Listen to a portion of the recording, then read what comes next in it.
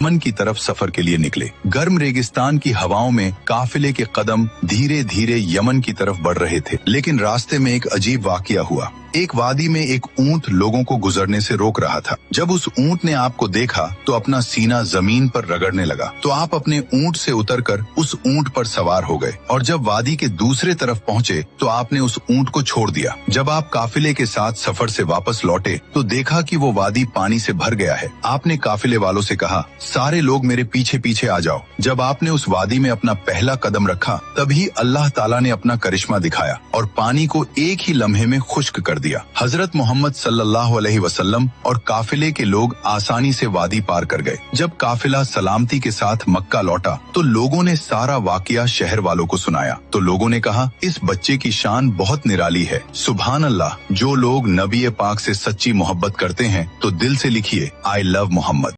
हमारे प्यारे नबी का बचपन कैसे गुजरा और आपके वालिदा के इंतकाल के बाद आपकी परवरिश किसने की, चलिए जानते हैं। नबी पाक सल्लल्लाहु अलैहि वसल्लम दूसरे बच्चों की तरह खेलते तो थे मगर बुतों के करीब कभी नहीं जाते थे। जब बाकी बच्चे बुतों के सामने खेलते, कभी उनकी पूजा की नकल करते तो आप खामोशी से अलग हट जाते। एक दिन बीबी आमिना रहमतुल्लाह अलैहा ने देखा कि कुछ बच्चे काबा के पास अपने नन्हे हाथों से बुतों को छू रहे हैं, लेकिन मोहम्मद थोड़ी दूर खड़े आसमान की ओर देख रहे थे। बीबी आमिना रहमतुल्लाह अलैहा ने हैरानी से पूछा, बेटा मोहम्मद, तुम उनके साथ क्यों नहीं खेलते? आपने मासूम अंदाज में जवाब दिया, अम्मा, ये तो पत्थर हैं, न ये सुनते हैं न देखते हैं, मुझे इनमें कुछ भी नजर नहीं आता। ये सुनकर बीबी आमिना की आंखें नम हो गईं। उन्होंने बेटे को सीने से लगाया और दिल ही दिल में बोली, ये बच्चा अल्लाह की तरफ से भेजी गई खास अमानत है। जब नबी पाक सल्लल्लाहु अलैहि वसल्लम 6 साल के हुए तो बीबी आमिना ने फैसला किया कि वो बेटे को लेकर मदीना जाए ताकि छोटे मोहम्मद अपने वालिद की कब्र की जियारत कर ले। आप दोनों काफिले के साथ मदीना के लिए।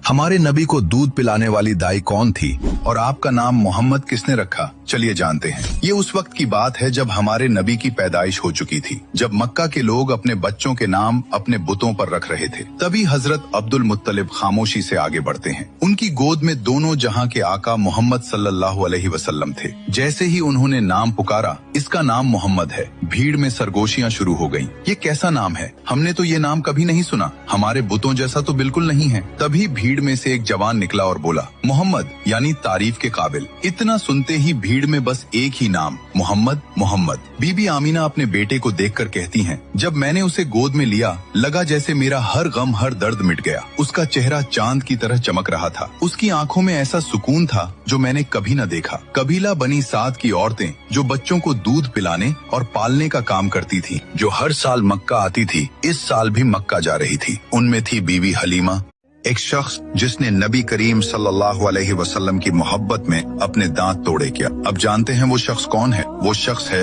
ओवैस करनी, जो यमन के पहाड़ों में एक सादा चरवाहा था, फटे कपड़े पहने, टूटी झोपड़ी में और साथ एक अंधी बूढ़ी माँ। जिंदगी सादा थी लेकिन दिल ईमान के नूर से भरा हुआ। मदीना मुनव्वरा में रसूलुल्लाह सल्लल्लाहु अलैहि वसल्लम ने एक दिन सहाबा कराम को फरमाया, ताबीन में एक शख्स है ओवैस करनी, अगर तुम में से कोई इससे मिल जाए तो इससे अपने लिए दुआ की दरखास्त करना। कयामत के दिन वो मेरी पूरी उम्मत की सिफारिश करेगा। ये सुनकर हजरत उमर रजी अल्लाह अन्हु हैरान हो गए और अर्ज किया, या रसूल अल्लाह, इतना बड़ा मकाम, इसने क्या खास काम किया है? रसूलुल्लाह सल्लल्लाहु अलैहि वसल्लम ने मुस्कुराते हुए जवाब दिया, उसने कभी मदीना नहीं देखा, मुझसे मिलने भी नहीं आया। क्यों? क्योंकि वो अपनी बूढ़ी अंधी माँ को अकेला नहीं छोड़ सकता। वो हर वक्त माँ की खिदमत में मशगूल रहता है। फिर आप सल्लल्लाहु अलैहि वसल्लम ने मजीद फरमाया, इसकी पहचान ये होगी कि उसके दांत टूटे हुए होंगे।